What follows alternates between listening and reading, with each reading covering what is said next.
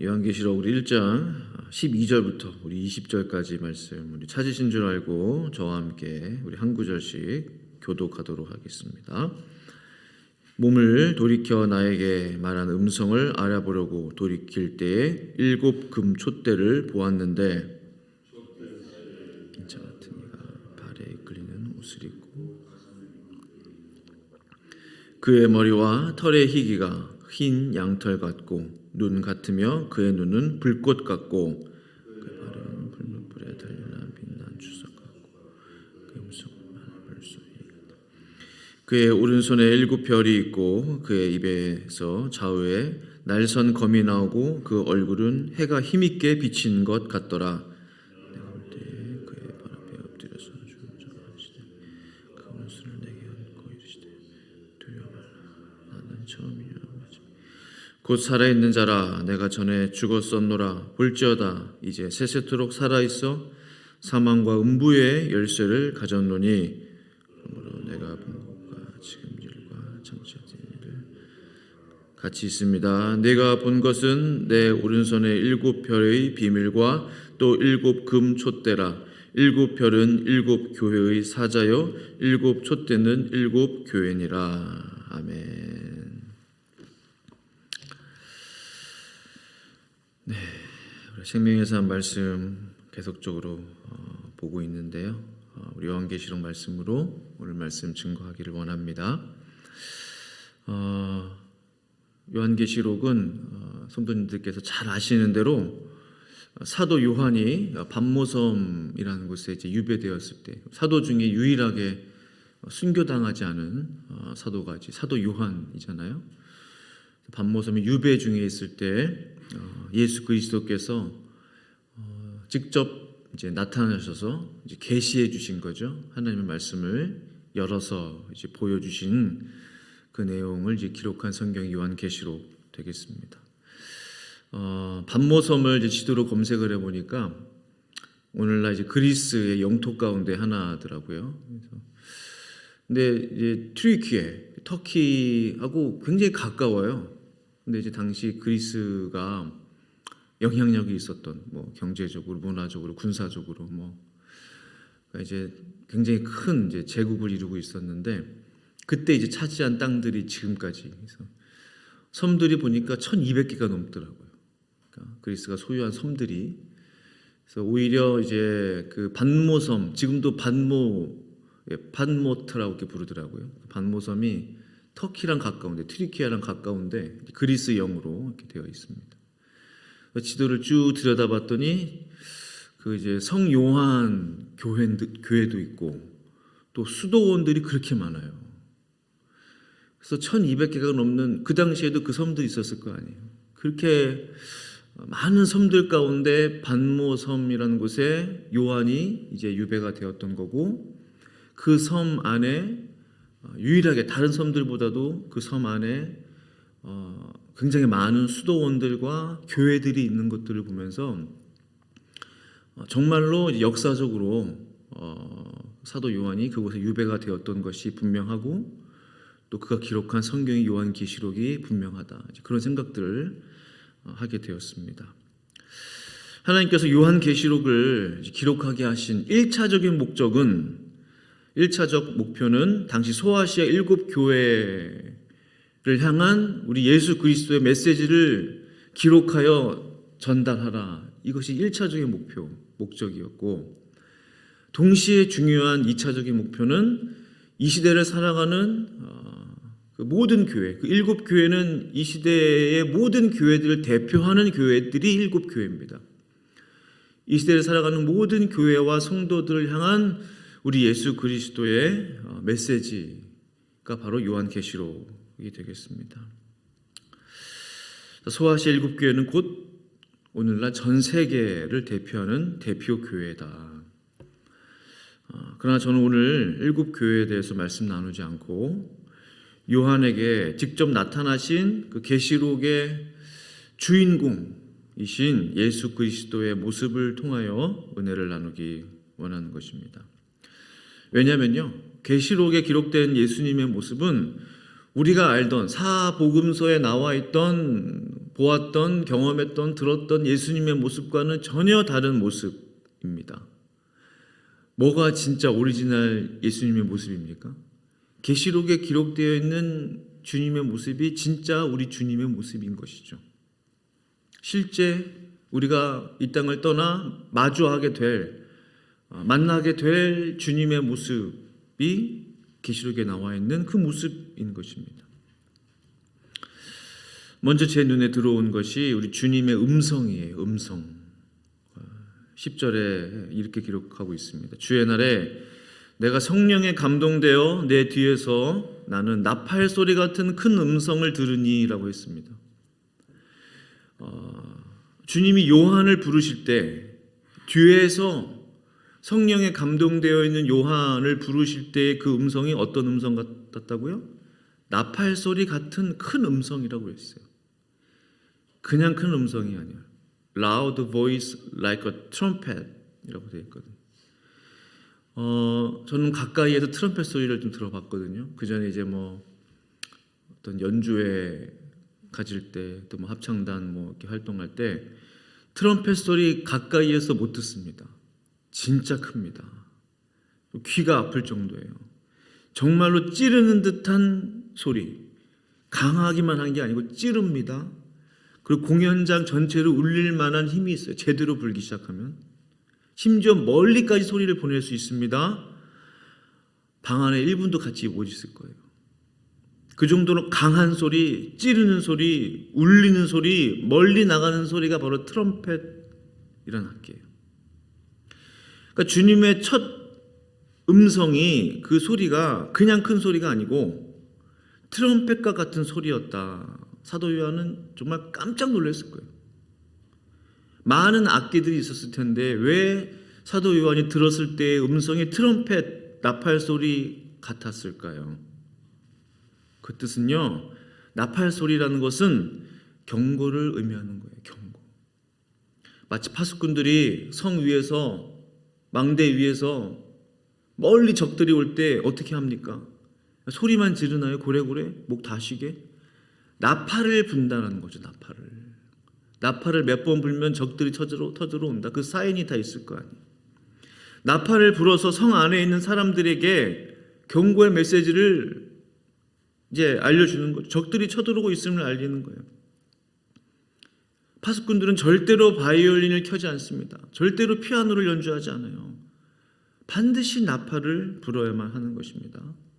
전쟁터에서 적군과 마주해서 전쟁할 때 지금은 안 그렇지만 과거에 뭘 불어요? 나팔을 불어서 신호를 알리는 거예요. 지금 출격하라.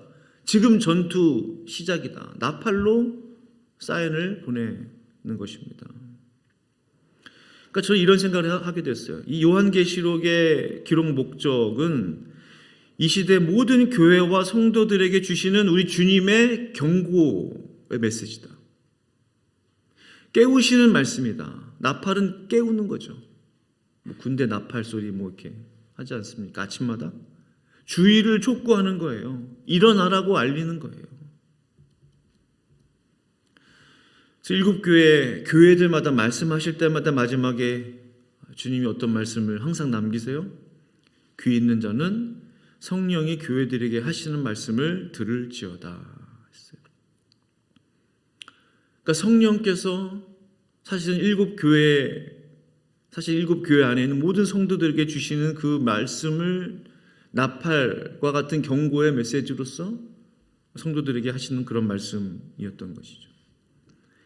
그 경고의 말씀은 마치 좌우의 날선검과 같은 말씀이다 라고 요한은 기록했어요. 1장 16절 하반절에 그의 입에서 좌우의 날선검이 나오고 그 얼굴은 해가 힘있게 비치는 것 같더라 했어요. 그의 입에서 뭐가 나와요? 좌우의 날선검이 나온대요. 그것을 사도 요한이 본 거예요. 목소리가 나팔 같을 뿐만 아니라 검처럼 나오고 있는 거예요. 어디서 본 말씀 같지 않으세요? 히브리서에도 그런 말씀이 있죠. 4장 12절에 하나님의 말씀은 살아있고 활력이 있어 좌우의 날선 어떤 검보다도 예리하여 혼과 영과 및 관절과 골수를 찔러 쪼개기까지 하며 마음의 생각과 뜻을 판단하나니 했습니다. 히브리서 기자와 요한계시록 기자가 서로 달라요. 그런데 놀라운 것은 그 주님의 입에서 나오는 말씀의 비유가 너무나 비슷해요. 좌우에 날선 검과 같은 말씀이었더라라는 거예요. 주의 말씀은 그 좌우에 날선 검과 같이 예리하다는 거죠. 정확하다는 거죠. 저는 전적으로 동의합니다.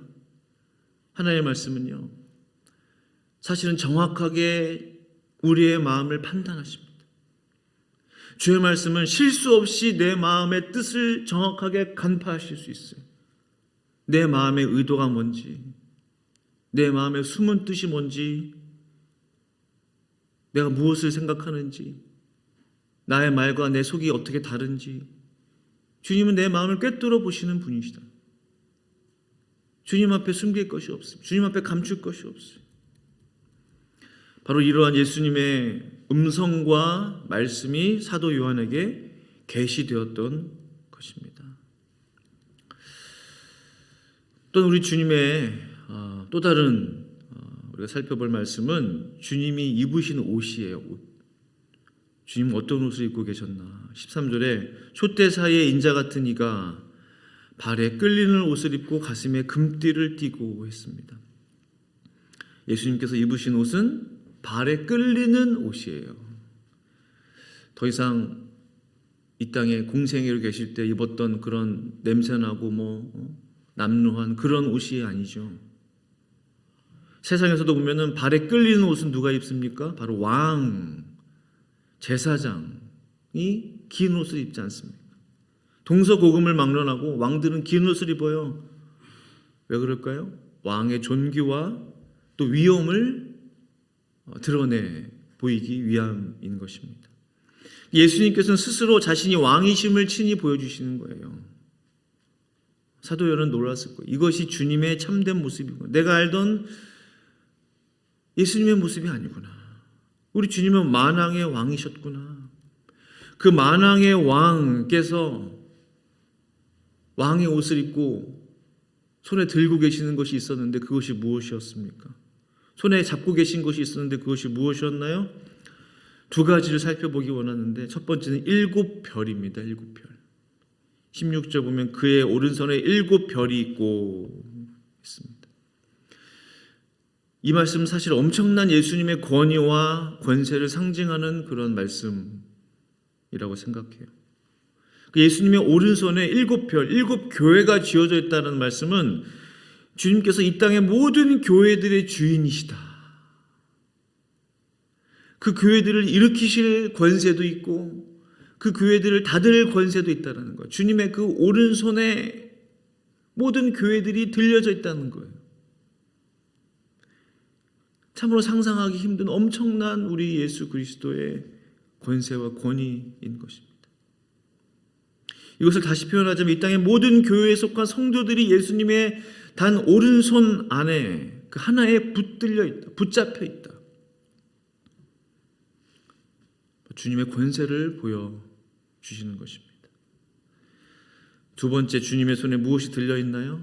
사망과 음부의 권세, 음부의 열쇠가 들려 있었습니다. 18절에 곧 살아있는 자라 내가 전에 죽었었노라 볼지어다 이제 세세토록 살아있어 사망과 음부의 열쇠를 가졌노니 했거든요. 이 말씀을 가만히 보시면 예수님께서 내가 곧 살아있는 자라 살아있음을 말씀하시고 내가 전에 죽었었다. 볼지어다 이제 세세토록 살아있다. 살아있었고 죽었었고 다시 살아있다. 그리고 내가 사망과 생명의 열쇠를 가졌노라 라고 한다면 이해가 좀 될 것 같아요. 왜냐하면 살아있음을 2번 말씀하셨어요. 곧 살아있다. 근데 죽었었지만 이제는 영원토록 살아있을 것이다. 그러니까 살아있음, 영생, 영원토록 살아있음, 세세토록 살아있을 것이다.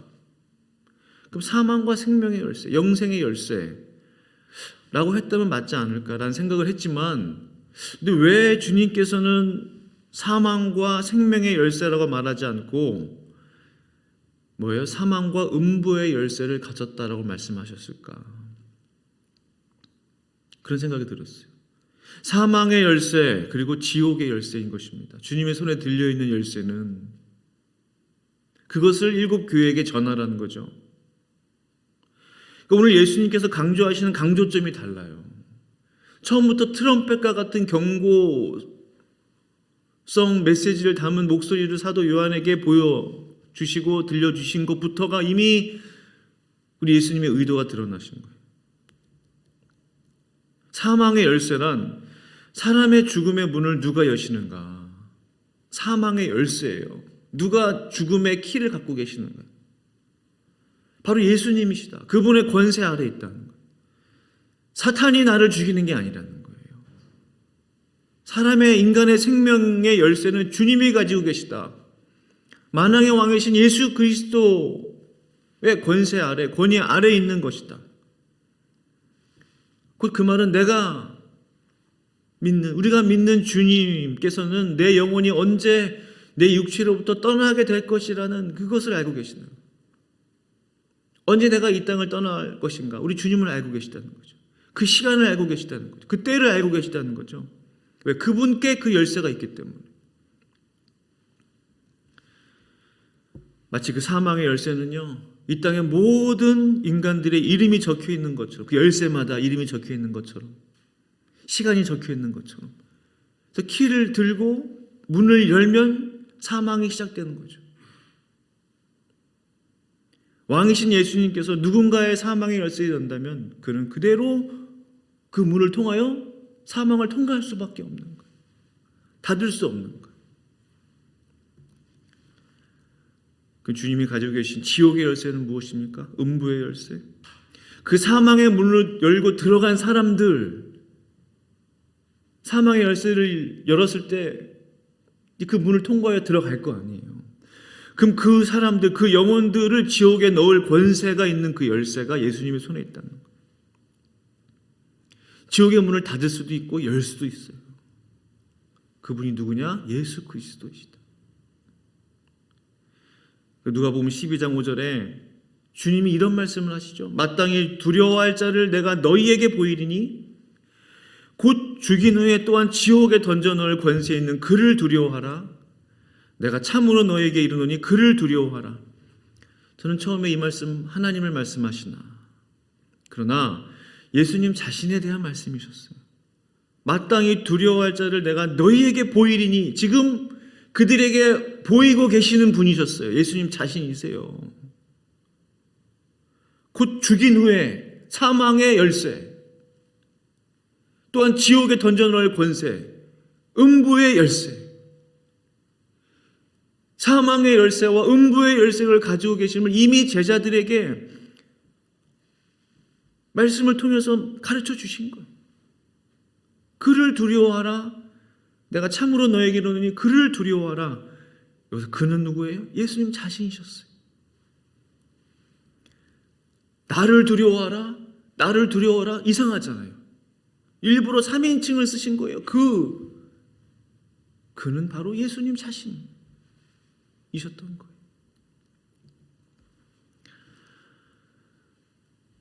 사랑하는 성도 여러분, 우리가 참으로 누구를 두려워해야 하겠습니까? 우리가 두려워해야 할 분은, 경외해야 할 분은 우리 주 예수님, 우리 주 예수 그리스도이세요. 내 생명의 열쇠를 누가 가지고 계시는가? 소위 이런 말 하죠. 우스갯소 내 목줄을 누가 쥐고 있냐, 이런 말.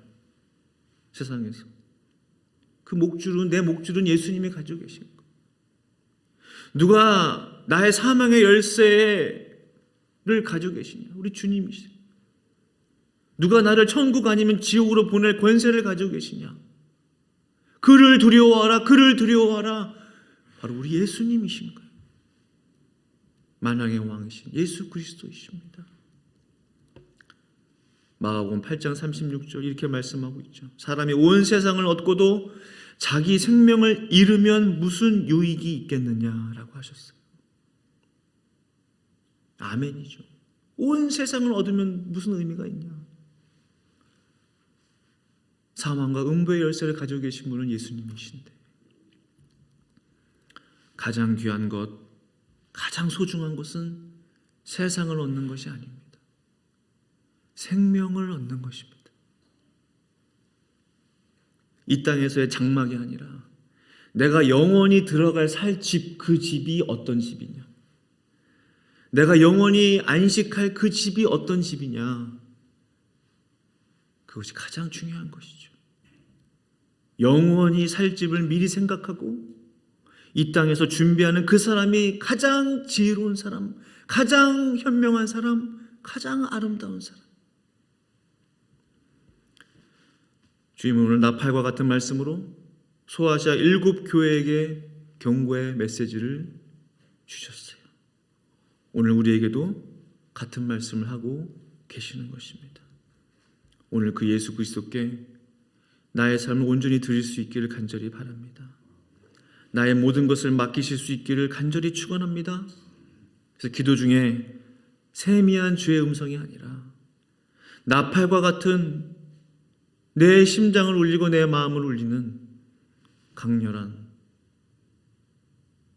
주님의 능력의 어떤 생명의 음성을 들으실 수 있는 저와 성도님들 되실 수 있기를 간절히 축원합니다. 함께 기도하시겠습니다. 아버지 하나님, 감사합니다. 우리 예수님의 모습을 보면서 사복음서에서 만났던 그 주님의 모습이 아닙니다. 첫 음성, 사도 요한에게 들려주셨던 그 첫 음성은 고요하고 잔잔한 음성이 아니었어요. 깜짝 놀랄 만한 loud voice like a trumpet이라고 했어요. 트럼펫과 같은 경고의 음성, 강한 음성, 찌르는 듯한 음성, 내 모든 온몸을 울리는 듯한 놀라운 음성이셨습니다. 그 강한 주님의 음성을, 그 말씀을 들을 수 있기를 원합니다. 주님, 우리에게 말씀하여 주셔서 깨닫게 하소서. 사망과 음부의 열쇠를 가지고 가신 그 예수 그리스도를 경외하며 이 세상 그 무엇을, 그 어떤 사람을 두려워하기보다 그 예수님을 경외하고 두려워할 수 있는 마음을 허락하여 주시옵소서. 감사하며 예수님의 이름으로 간절히 기도합니다. 아멘.